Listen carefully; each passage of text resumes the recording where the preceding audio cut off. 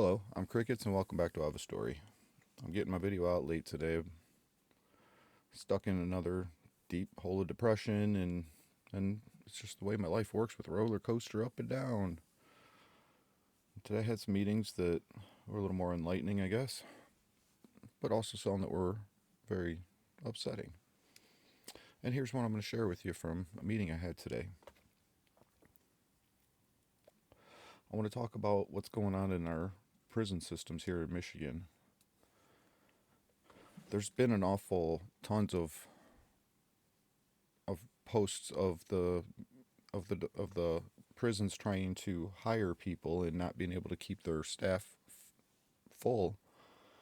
And there's a lot of reasons for that. Um, One of the stories that we talked about today was recently there was a riot at one of the prisons, and the prison guards used tasers. They're already understaffed, and we'll get a little more into detail. And this might show a little more might than what happened with Epstein when they talked about the guards falling asleep. I don't know, can't compare their prison to ours, but obviously there's a whole lot more there that's not being told. But with our prisons here, the the group of officers who stopped the riot and used tasers to tase the inmates to stop the riot got reprimanded for using tasers and using force. This riot was turning against the officers in the jail, in the prison. They have to be able to defend themselves, but when they do, they get reprimanded. Who wants to work in that environment? Now, the posts that they've been putting out, they start out hiring at $18 an hour. Why would you want to go working in a prison environment for $18 an hour when McDonald's today will pay you 15? I actually talked to the prison about that 2 years ago. That, and their hands are tied. They can't just change their. They only get so much funding. They can't change their whole structure because we decided that McDonald's workers deserve to live the dream of high society off of working at McDonald's. We used to have a standard. There used to be rules. You started at the bottom and worked your way up. You don't just start at the bottom, stay there, do a nothing job, and expect to get an educated wage for it. But our representatives still did that, and it screwed up our whole industries. Part of why big industries like this that we need can't get workers. Again, do you want to work in a prison for 18 or go work at McDonald's for 15 and get better benefits at McDonald's, which is another problem that the prison system's having that was brought up today in the meeting. They don't. I didn't know this. I thought they were a government job that got government benefits like the rest of the government does. But apparently, prison workers do not. Like they lose health benefits after they retire, and then have to pay for health benefits on their own after retirement, which is when they're going to need it the most. More than likely, hopefully, nothing happens to them in their younger ages to make them need their health benefits.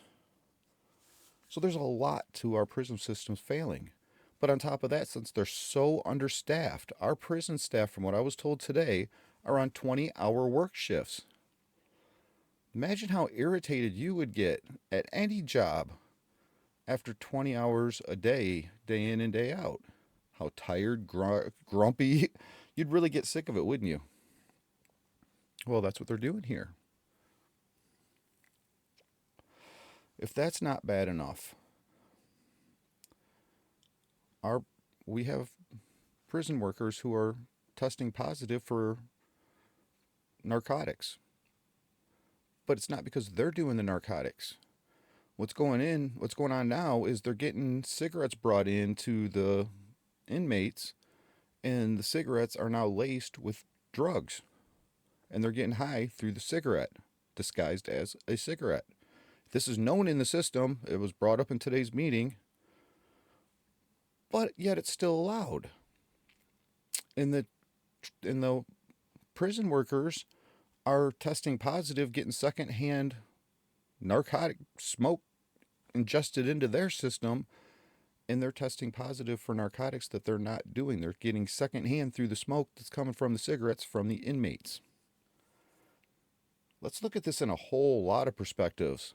We take a prison worker, make them work 20-hour shifts, put narcotics into their system, and I cannot at all defend what has happened and taken place in a lot of what we have seen inside our prison systems. But at the same time, why are we going to keep throwing fuel on the fire? 20-hour shifts, narcotics and drugs. I'm sure these prison workers, oh my God, it's just a whole entire scenario of nothing but bad that can come from that. And then to find out they're hiring prison workers and have prison workers and high authorities in the prison system that are getting DUIs and are drunk and not even good people themselves. Again. So I want to share, again, breaking news that you won't hear anywhere else.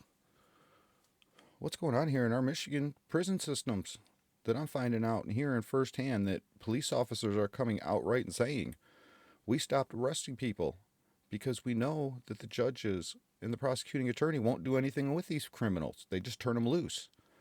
Now look at this in the side of a police officer. If the system is going to keep discriminating officers from doing their job, keep protecting and empowering criminals, think how scared you'd be as a police officer. Think of your mentality, how you're supposed to go to work tomorrow and do your job. And then what makes these people snap and break and do some of the bad things? Not all of them. Some of them are bad, corrupt people. Some of them are afraid of, like everything else in this world. We have the bad that ruin it for the good. And we know these things exist. So why aren't we doing anything to change it? Why aren't we doing anything to fix any of this stuff? It's amazing. I'm a broke, living in a camper nobody in the middle of a freaking national forest, and I can figure these things out. But yet, people with big titles and big paychecks can't.